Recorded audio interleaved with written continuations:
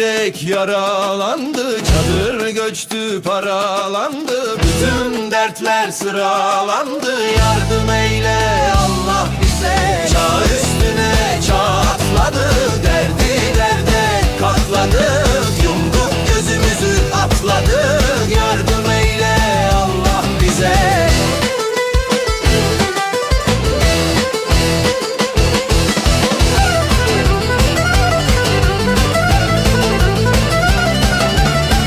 Köylünün beli büküldü, saç kalmadı, dişi döküldü. Tarlara gübresiz ekin ekildi, yardım eyle Allah bize. Ali Aslan kime eden sözünü, göremezsin zamların yüzünü.